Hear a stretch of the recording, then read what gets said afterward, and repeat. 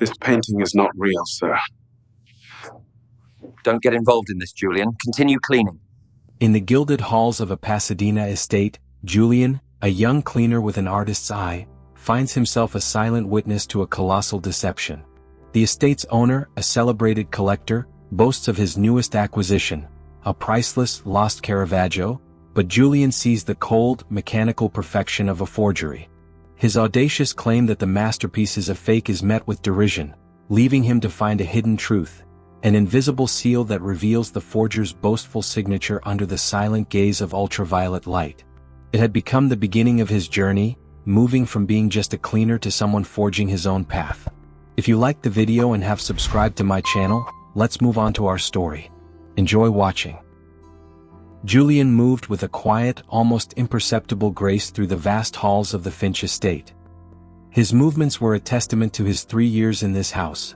Every sweep of the duster, every gentle pass of the polishing cloth over a priceless mahogany table, was practiced and precise. At 23, Julian's frame was lean and solid, built from years of both physical labor and a more cerebral inner discipline. His hands, though accustomed to the work of a cleaner, were long and elegant, more suited for drawing or sculpture than for lifting heavy buckets. He was a paradox in this gilded cage, a man whose mind was far more valuable than his employers and the world at large could ever imagine. Alistair Finch's collection was more than just a hobby, it was a fortress of ego. The man had built his fortune in telecommunications and now, in the twilight of his life, he was obsessed with transforming his monetary wealth into cultural capital. The walls of his home in the hills of Pasadena were lined with the works of masters, and Julian knew them all. Not just by name but by brushstroke, by style, by the faint, almost imperceptible nuances that marked a genuine genius. While his official title was Art and Antiquities Custodian, everyone knew he was the cleaner, the hired help who was not meant to look too closely or think too much. Julian's favorite time was the quiet hours of the morning before Finch and his staff awoke. It was then, in the cathedral-like silence, that he could truly see. The sun, slanting through the high windows, illuminated particles of dust dancing in the air, each a galaxy in miniature. It also revealed the life within the paintings, the deep, troubled eyes of a Rembrandt, the vibrant, almost shocking yellows of a Van Gogh, the serene, impossible grace of a Degas dancer. Julian saw not just the art but the artist. He understood the struggle, the triumph, and the soul poured onto the canvas. He was a student of the masters, even as he was tasked with dusting their legacies. This particular morning, a new piece had arrived. Alistair Finch had been boasting about it for weeks. He had acquired a long-lost Caravaggio, a small yet breathtaking religious scene titled The Penitent Magdalene. The art world was abuzz with its discovery. It had been found in a small, private collection in Italy and authenticated by a panel of a few of the world's foremost art historians. The price, rumored to be in the low hundreds of millions, was a figure that made Julian's mind go numb. He paused his work to stare at it, a quiet reverence in his posture. The painting was magnificent. The use of chiaroscuro, the dramatic play of light and shadow, was pure Caravaggio. The intensity in the woman's eyes, the way her hair caught the light, the texture of the simple cloth she wore, it all spoke of a master's hand. But as Julian looked closer, something felt off. It was a subtle, nagging feeling, a discordant note in a symphony. He moved closer, angling his head, his brow furrowed. The brushstrokes, while masterful, were too clean, too perfect. The colors, while rich, lacked the patina of 4 centuries of existence. It was beautiful, yes, but it lacked the soul, the flawed humanity that Julian had come to recognize in every Caravaggio he had ever studied. This felt like a replica, a flawless imitation that had been made with surgical precision but no heart. Alistair Finch swept into the gallery then, a whirlwind of cashmere and cologne, his voice booming. "Ah, Julian. Admiring the masterpiece, are we? It's even more divine in person, wouldn't you say? The pinnacle of my collection. Finally, something to rival the Vermeer and the Tate." Julian turned, his expression carefully neutral. "It is beautiful, sir. Congratulations on the acquisition." "Beautiful is an understatement, my boy. It's perfect, flawless, the single greatest find of the century. You see how the light falls? The emotion in her face? Pure, unadulterated genius." Finch stood beside him, preening like a peacock. He had no real appreciation for the art, only for its monetary and social value. "It is certainly very well done," Julian replied, his words chosen with surgical care. Finch missed the subtlety. "Well done. My dear boy, it's a Caravaggio. There is no well done about it. It's a work of God himself." He clapped Julian on the shoulder, a condescending gesture that felt more like a shove. "Now back to work. These floors won't polish themselves." Julian nodded and returned to his task. He ran the polishing cloth over a marble base, his mind racing. The doubt he felt was a dangerous, burning fire. He was just a cleaner, a man with no credentials, no degree from Sotheby's, no name in the art world. What gave him the right to question the judgment of experts who had dedicated their lives to this very field? But he couldn't shake the feeling. He had spent his life, what little free time he had, studying art in libraries, reading every art journal he could get his hands on, and analyzing the works of the great masters online. He had even spent hours creating his own detailed replicas of famous paintings, trying to understand the artist's mindset, the physical act of creation. The more he thought about it, the more convinced he became. The painting was a fake, a magnificent fraud. The stakes were immense. If he was wrong, he would be fired, ridiculed, and possibly blacklisted in the cleaning and art circles. But if he was right, he could save Finch from a scandal that would ruin his reputation and cost him hundreds of millions. As he finished polishing the last of the marble and packed his cleaning cart, he looked back at the painting. The penitent Magdalene in her flawless glory seemed to mock him. A lie so convincing, it had fooled the world. It was a challenge, a silent dare, and Julian, a man who had dedicated his life to uncovering truth in art, knew he had no choice but to accept it. Julian worked through the rest of his morning shift in a daze, the weight of his suspicion a leaden ache in his gut. Every time he passed the new Caravaggio, a cold certainty settled over him. It wasn't the perfection of the piece that bothered him, it was a kind of sterile, dead perfection.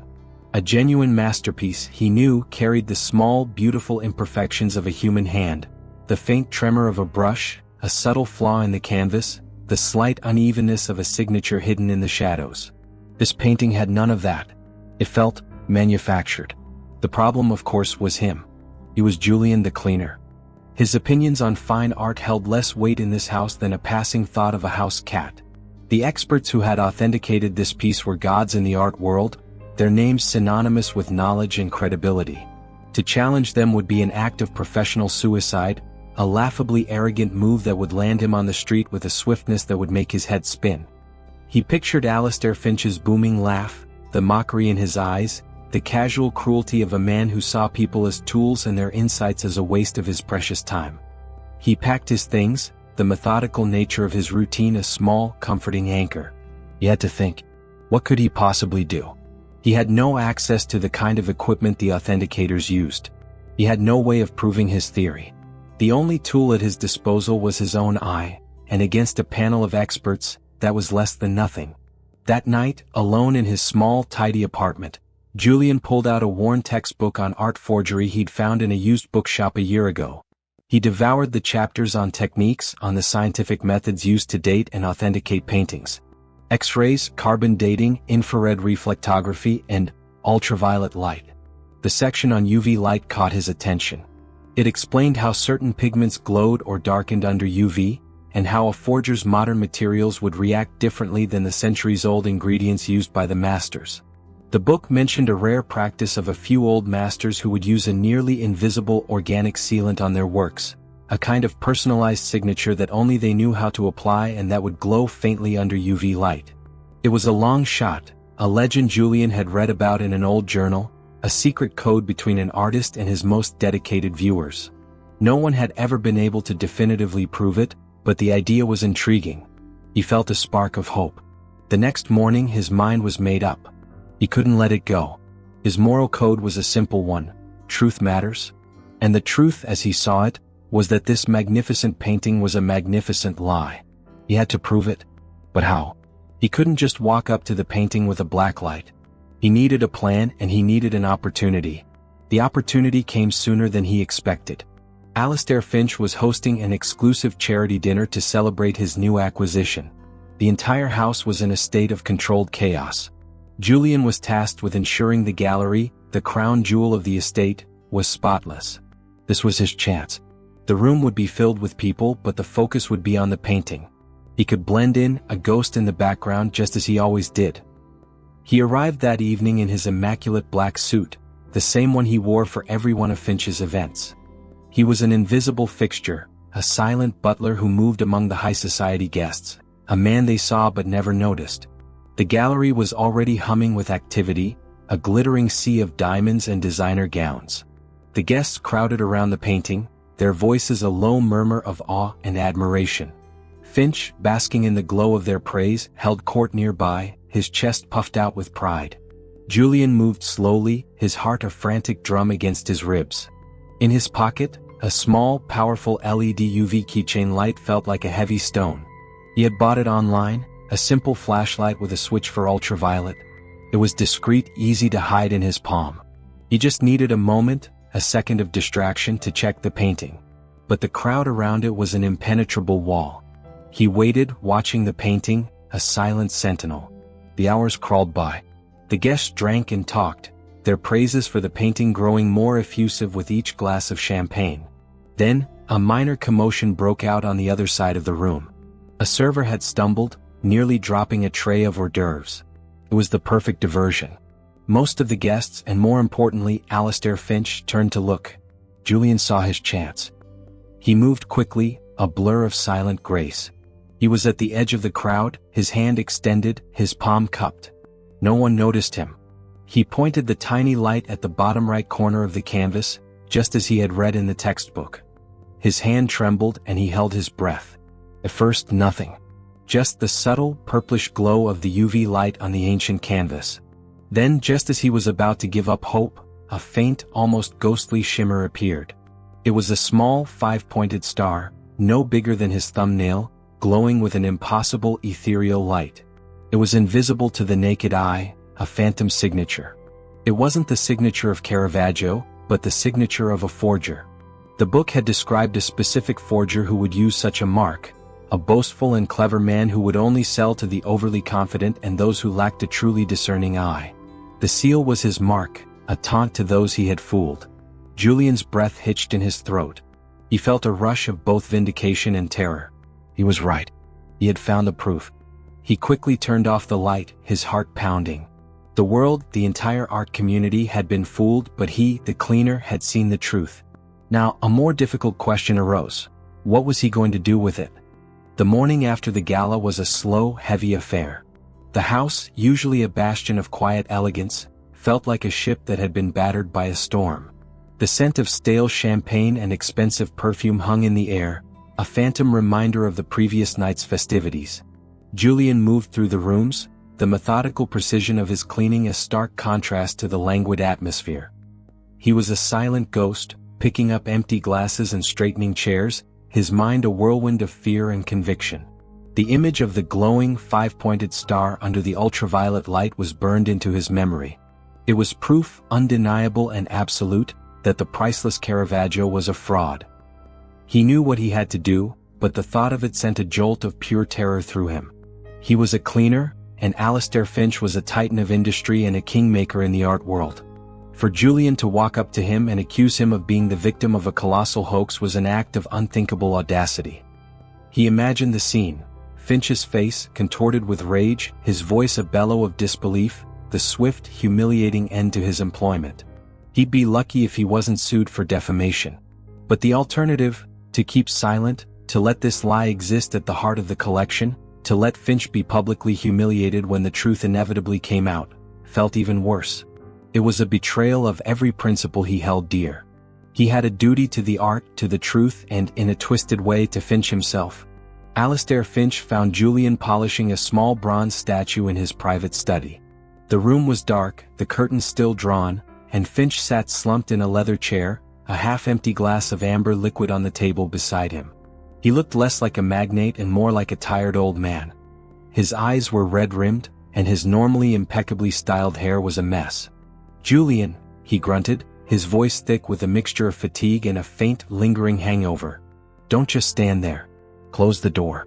I hate a draft." Julian did as he was told, the click of the latch echoing in the silent room. He stood by the door, his posture straight, his heart pounding a frantic rhythm against his ribs. This was it. There would be no better time, no gentler way. "Mr. Finch, if I may," Julian began, his voice surprisingly steady. "I need to speak to you about something important." Finch sighed, rubbing his temples. "I'm not interested in your thoughts on the canapés, Julian. I've had a long night. The guests were utterly exhausting, all of them fawning over my Caravaggio." "It's about the Caravaggio, sir," Julian said, taking a small step forward. Finch's head snapped up, a flicker of irritation in his eyes. "What about it? Is it not as perfect as you thought?" he said with a derisive chuckle. "Don't tell me you found a smudge." "No, sir. It's not a smudge. I believe the painting is a fake." The silence that followed was absolute, deafening. Finch stared at him, his mouth slightly agape, as if Julian had just spoken in a foreign language. Then the anger began to boil, a dark red flush spreading across his face. He leaned forward, his hands gripping the arms of his chair. "A fake? You, Julian? The cleaner? You believe my Caravaggio, authenticated by the finest minds in the world, is a fake? What do you know about art, boy? Did you get a degree from Google?" His voice was low and dangerous, each word a venomous dart. "I have spent years studying the masters, sir," Julian replied, his voice still calm despite the storm brewing around him. "I know their brushstrokes. I know their methods. This painting, it lacks a certain soul. It is too perfect." Finch let out a harsh, barking laugh that was devoid of any humor. "Too perfect? Is that your expert opinion? You think you can tell a genuine Caravaggio from a fake by soul? Get out of my sight. You are dismissed. I won't have you spreading your ridiculous, uneducated conspiracy theories in my house." "Please, sir, just give me 1 minute," Julian pleaded, his composure beginning to fray. "I have proof. It's not visible to the naked eye. The forger used a specific invisible seal." The word seal gave Finch a moment's pause. His expression shifted from pure rage to a kind of disgusted curiosity. "A seal? What are you talking about?" "A symbol, sir, that is only visible under ultraviolet light," Julian explained, his hands gesturing slightly. "It's a boastful mark, a signature of a specific forger. It is a small, 5-pointed star in the bottom right corner of the canvas." Finch's face was a mask of disbelief. "This is preposterous. Are you trying to blackmail me? What do you want?" "Nothing, sir," Julian said, looking him straight in the eye. "I want to save you from a fraud. Please just try it. There must be a UV light somewhere in the house, perhaps in the restoration kits you have for your other paintings." Finch stared at him, his mind clearly racing. The sheer audacity of the claim, the precise detail of the 5-pointed star, the calm certainty in Julian's voice, it was all deeply unsettling. The idea of a hidden, invisible mark was something that a cleaner couldn't have just invented. It had a strange, terrible logic to it. With a grunt of frustration, Finch pushed himself out of the chair. "I'll indulge you. But if you're wrong, Julian, you will not only be out of a job, you will be in so much trouble you'll wish you had never been born." He stormed out of the study and returned a few minutes later, holding a small, silver flashlight. Julian's heart leapt. Finch pressed a button and a cold, purplish light spilled out. Julian led him to the gallery, now empty and silent. The Caravaggio hung in the center of the wall, an imposing monument to Finch's wealth and pride. "Show me," Finch said, his voice now a low growl of barely contained fury. He held the flashlight, and Julian guided his hand to the bottom right corner of the canvas. Finch shone the light, his jaw set in a hard line. The light washed over the ancient oil, the pigments glowing faintly. For a moment there was nothing. Then, just as Julian had seen the night before, a small ethereal 5-pointed star shimmered into view, glowing a ghostly blue. The perfect, beautiful painting was suddenly marred by this ugly, undeniable truth. The seal was there. The lie was exposed. Finch's hand holding the flashlight began to shake violently. The truth of the forgery was a silent, damning indictment that hung in the air between them. The world that Alistair Finch had so carefully constructed around himself, a world of impeccable taste, effortless wealth, and unassailable reputation, cracked and shattered in the purple glow of the ultraviolet light. The tiny, glowing star in the corner of the canvas was a silent, damning indictment of his arrogance.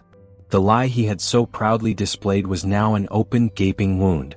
The flashlight fell from his trembling hand, clattering onto the marble floor.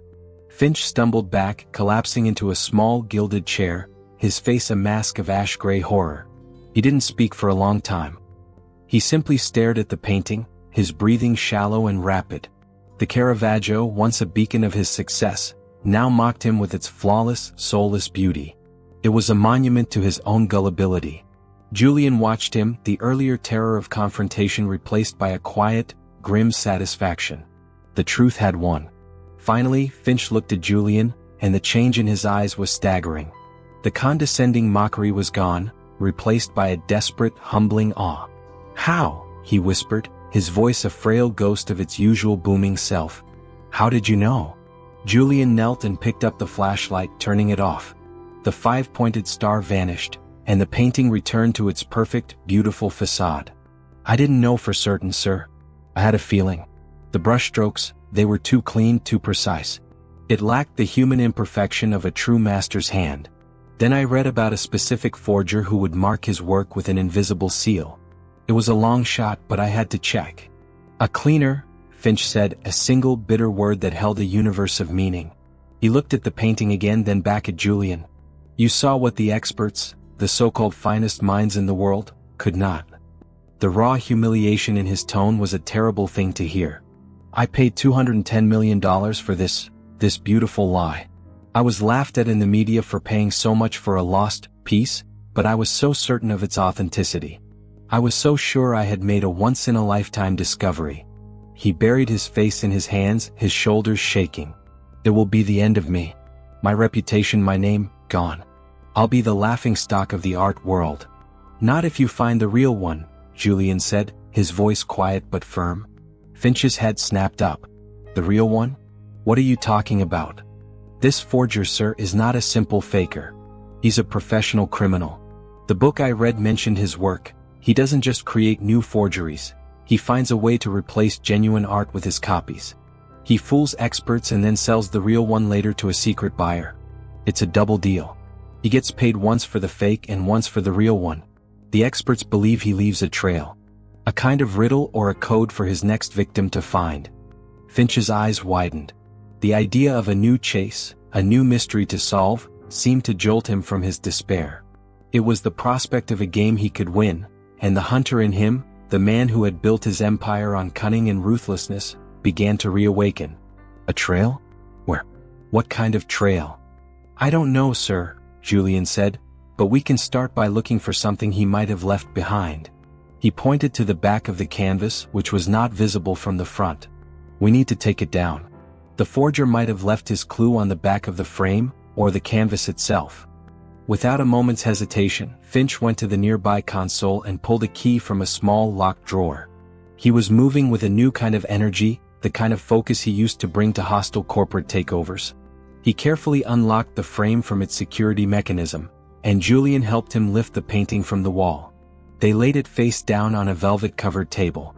Julian began to examine the back of the canvas, his fingers gently tracing the weave of the aged material. He checked the wooden frame, the nails, the corner brackets, anything that seemed out of place. Finch hovered over him, his breath held in a tense silence. After a minute, Julian's fingers stopped on the bottom rail of the frame. There, etched into the dark wood, was a faint, almost imperceptible inscription, a series of numbers and letters, so small it was easy to mistake for a flaw in the wood itself. It read, 2204-7. Finch leaned closer, squinting. "What is that? What does it mean?" Julian shook his head, a thoughtful frown on his face. "I don't know, sir. But it's new. It doesn't belong to a 17th century painting. It's too clean, too modern." He looked up at Finch, their roles now completely reversed. It was no longer a conversation between an employer and an employee, but between two men united by a dangerous, shared secret. "This is a new kind of challenge. I'll need your help to figure this out." The tension in the air of the Finch estate was no longer thick with the stale scent of last night's party, but with a crackling, electric energy of purpose. Alistair Finch, a man who a mere half-hour ago had been a ghost of his former self, was now a predator. He was on the hunt, and the target was the man who had humbled him. Julian, no longer the cleaner, stood beside him as an equal. The engraved code on the back of the fake Caravaggio's frame, 2204-7, was the first breadcrumb in a trail that would, they hoped, lead them to the truth. It's a reference to something, Finch said, his mind already working in a way Julian had only read about in business magazines. A catalog number? An archive? He's not going to make it easy. A code like this, it's a boast. A riddle left for a man of my caliber to solve. The forger is a showman, Julian confirmed, his own eyes focused on the series of characters. He wants to be found, but only by someone who is clever enough to follow his trail. My guess is the numbers and letters are a key to a location, a specific place where the next clue is hidden. They moved from the gallery to Finch's private library, a cavernous two-story room filled with floor-to-ceiling shelves of books. The air smelled of old paper and leather. Finch pointed to a section dedicated to art history. It has to be in here. It's the most logical place to hide a clue about a painting. For the next hour, they worked in a silent, coordinated ballet. Finch, with his encyclopedic knowledge of his own collection, pulled out books on Caravaggio, on Italian Renaissance art, on art authentication. Julian, relying on his intimate knowledge of art history and his years of informal study, looked for anything that seemed out of place. They cross-referenced, checked indices, and scanned pages for any reference to the code. The frustration began to mount. The letters, A and L, were too generic, the numbers 22 and 47 without context. It was like looking for a single grain of sand in a desert. Julian finally broke the silence, his brow furrowed in thought. What if it's not an obvious reference? What if it's an obscure detail? The forger knows that a man like you, sir, would have the finest, most popular art books. He's not going to hide it in plain sight. He's going to hide it in the one book you probably glanced at once and then forgot about. Finch's head snapped up.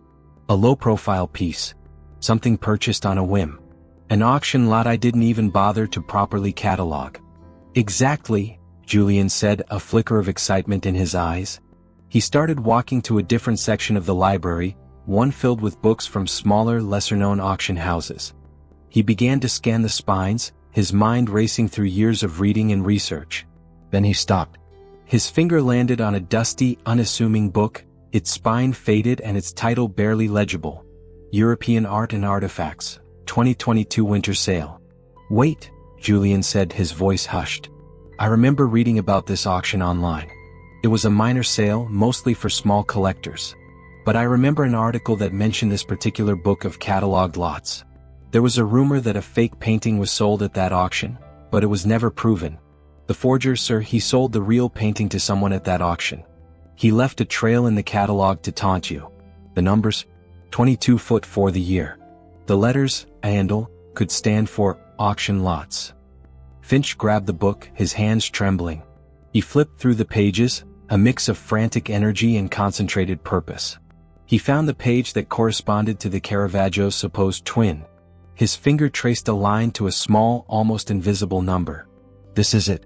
Page 47. You were right. Julian leaned over his shoulder as Finch opened the book to page 47. There, on the blank space beneath a black and white image of a small bronze statue, was a faint, almost imperceptible drawing.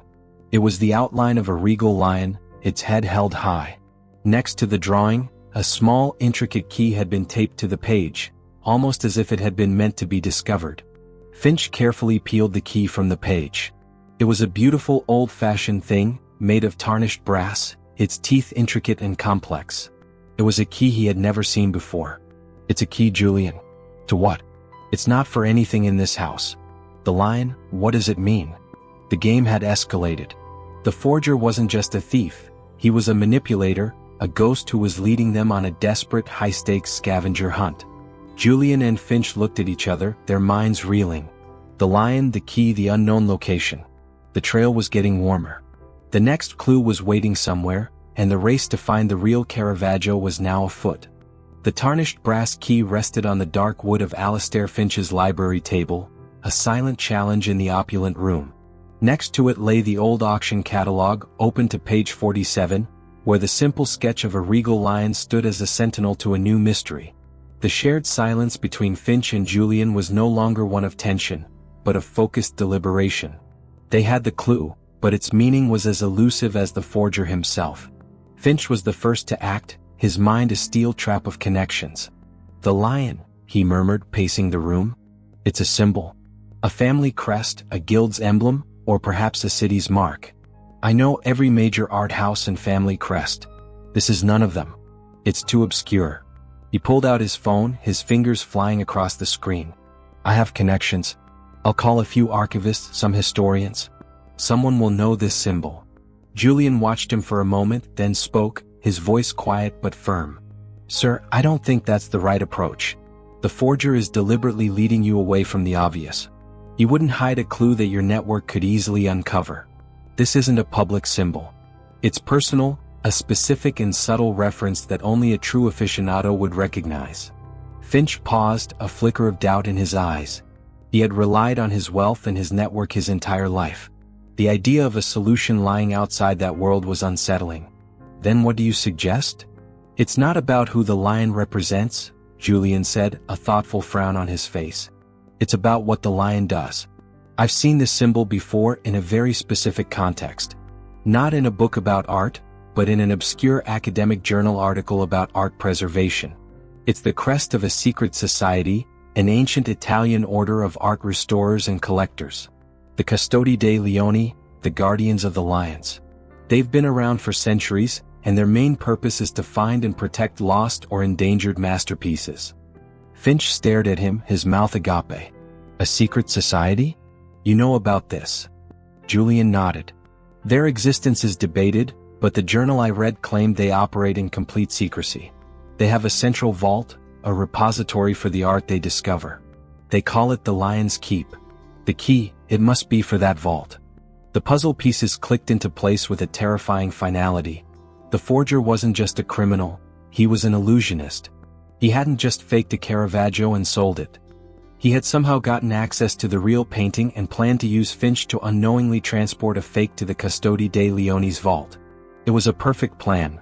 The forger would get the money for the fake from Finch and then later would be able to infiltrate the keep to steal the real Caravaggio. The forger was playing them both, Alistair Finch and the entire art world. He's not just a forger, he's a spider, Finch said, his voice laced with a newfound cold rage. He infiltrates a prestigious, unassailable group, uses them as his unwitting fence, and then plans to steal the real thing when it's safe. He gets the money from me and he gets the painting. He gets everything.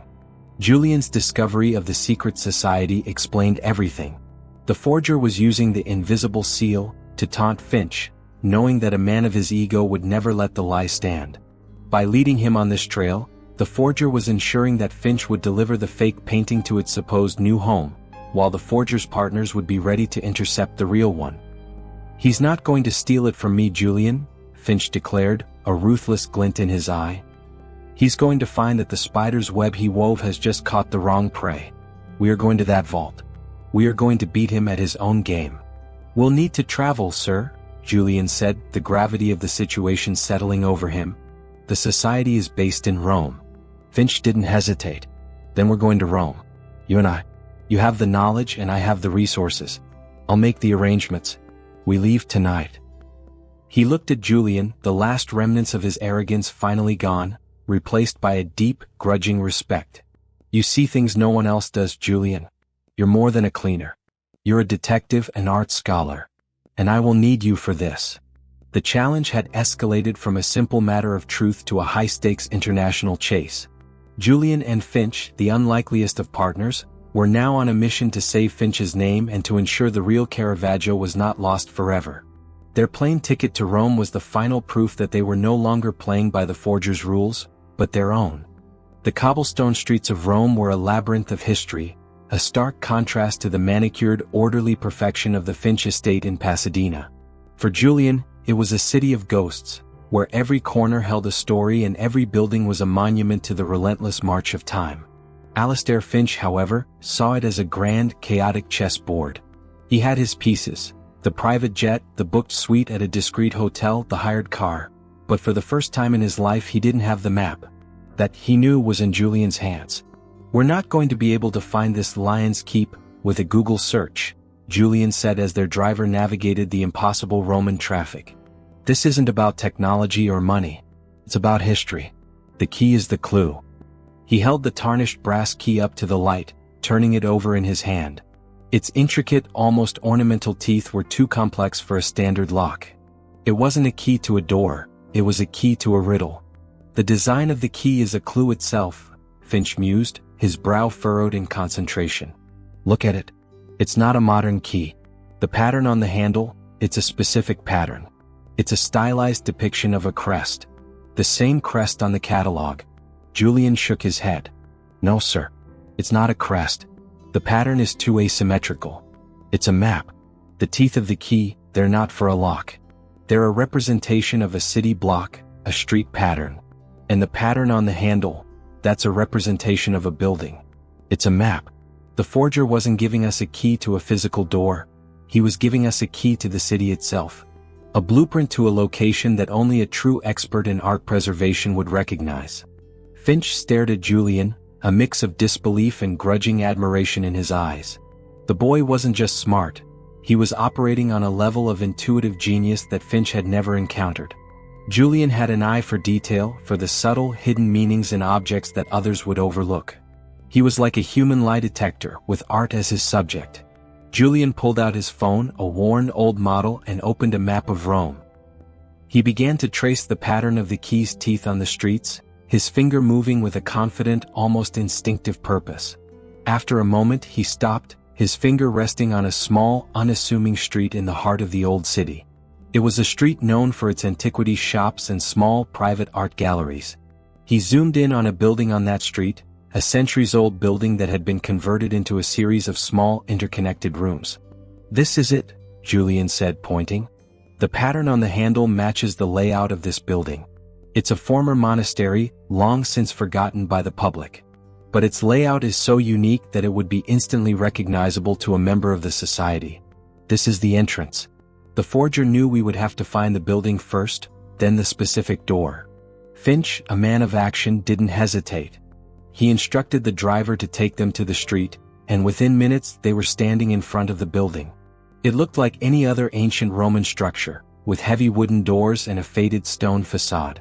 There was no sign, no plaque, no indication that it was anything more than a relic of a bygone era. Julian approached the door, his heart hammering against his ribs. He studied the carvings, the metalwork, and the small, tarnished brass keyhole. It was a perfect match. He inserted the key into the lock, and with a soft click, the heavy door swung open. They entered a dark, stone corridor, the air cool and damp. Julian led the way, his flashlight cutting a single beam through the darkness. They passed through a series of narrow, winding corridors, the sound of their footsteps echoing in the silence. They went down a set of spiral stairs, deeper into the earth, and then came to a massive steel door, unlike anything Julian had ever seen. The door was modern, clean, and a sharp contrast to the ancient stone around it.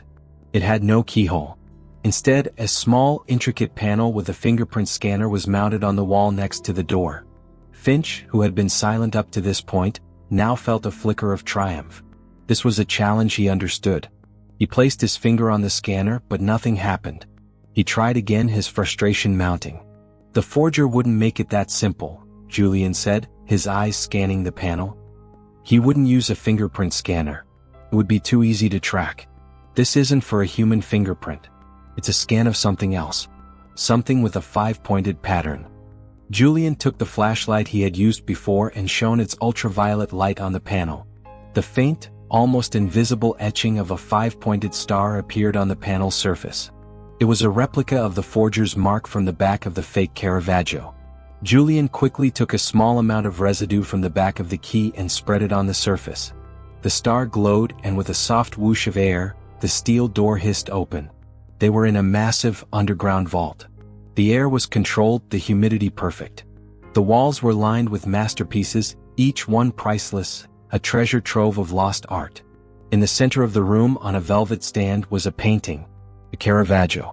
The Penitent Magdalene. Julian and Finch both knew immediately that this was the real one.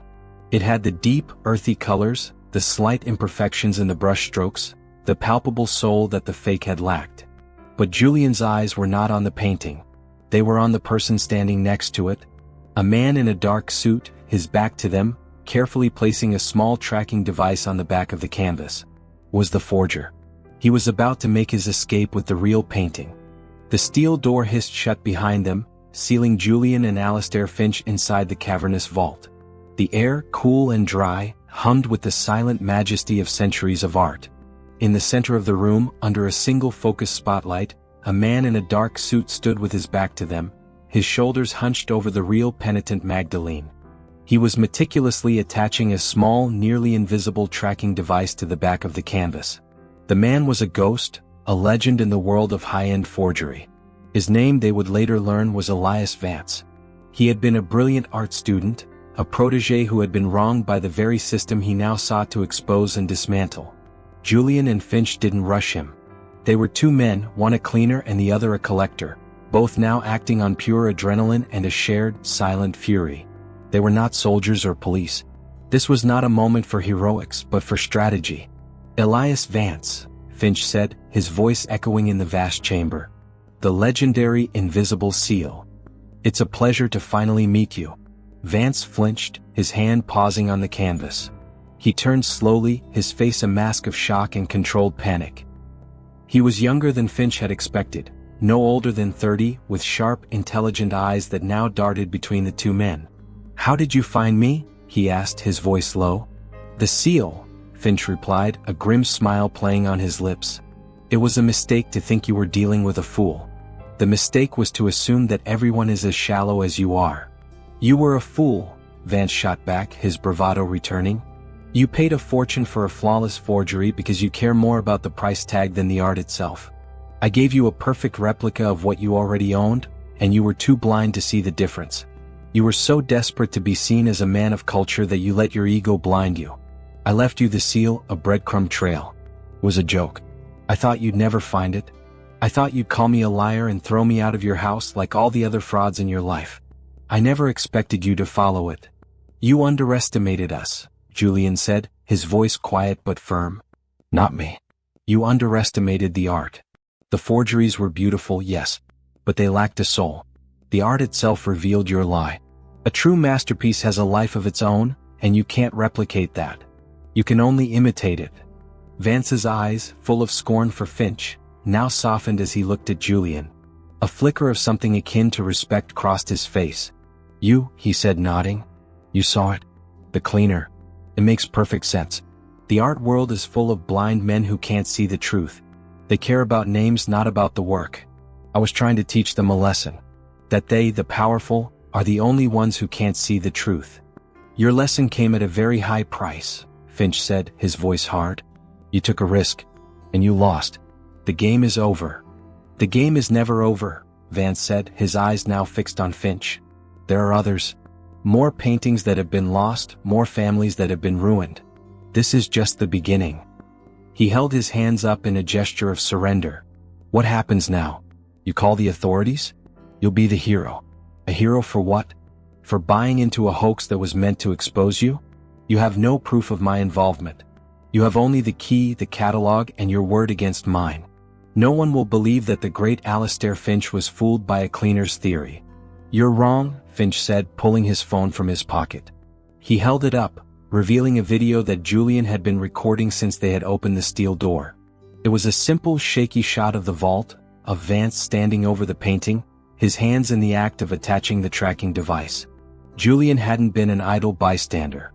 He had been a witness, a meticulous observer, documenting everything with the same quiet precision he used to clean. Vance's face went white. The finality of the moment, the simple, undeniable evidence, crushed him. The game was over. There was no escape.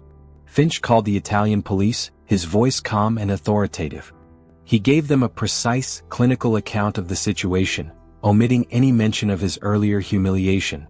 He spoke only of an informant who had provided him with a crucial clue, a clue that had led him to this vault. As he finished the call, he looked at Julian. "The real Caravaggio will be returned to its rightful owners," Finch said, a flicker of genuine appreciation in his eyes. "The world will see it and it will be safe. My name will be restored. And it will all be thanks to you, Julian." Julian simply nodded. He knew his life had changed forever. He had gone from a man who silently polished masterpieces to a man who had saved one. He had proven to himself, to Finch, and to the art world that true value lies not in a price tag, but in a keen eye and an unwavering commitment to the truth. His future was no longer in the shadows of someone else's collection, but in the light of his own. His quiet life as a cleaner was over, and a new one, full of possibilities, was just beginning. I'm sure you can find even better content suited to your taste on my channel, so thank you for listening. Don't forget to subscribe to the channel and like the video.